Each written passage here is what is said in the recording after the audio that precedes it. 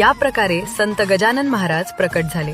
सन 1878 मध्ये शेगाव येथे एका सावकाराच्या घरी अन्नदान सुरू होते। अन्न भरपूर होते, पण त्याचबरोबर अन्नाची नासाडीही मोठ्या प्रमाणात होत होती। तेव्हा त्या ठिकाणी एक तेजस्वी तरुण प्रकट झाला। त्याच्या हातात एक चिलीम आणि अंगावर एक साधी शाल होती। तो जमिनीवर पडलेले उष्टे अन्न ग्रहण करत होता। हे दृश्य पाहून सावकाराच्या मनात अस्वस्थता निर्माण झाली। त्याने त्याच्यासाठी अन्नाचे एक ताट आणले, परंतु त्या तरुणाने ते अन्न नाकारले आणि जमिनीवरचे अन्नच स्वीकारत सावकाराला सांगितले, ज्या घरी अन्नाची नासाडी होते त्या घरी कधीही सुख आणि समृद्धी नांदत नाही। हे शब्द सावकाराच्या हृदयात खोलवर रुतले आणि त्याला आपली चूक समजली। हा तरुण दुसरा कोणी नसून श्री दत्तांचे अवतार श्री गजानन महाराज होते। याच दिवशी त्यांनी शेगाव मध्ये अवतार धारण केला। तेव्हापासून लोक त्यांची पूजा करू लागले आणि त्यांना प्रिय असा भाकर पिठलं आणि मोदकाचा नैवेद्य दाखवू लागले। म्हणूनच हा दिवस श्री गजानन महाराजांचा प्रकट दिन म्हणून साजरा केला जातो। या वर्षी 8 फेब्रुवारी रोजी महाराजांचा पवित्र प्रकट दिन सोहळा येत आहे,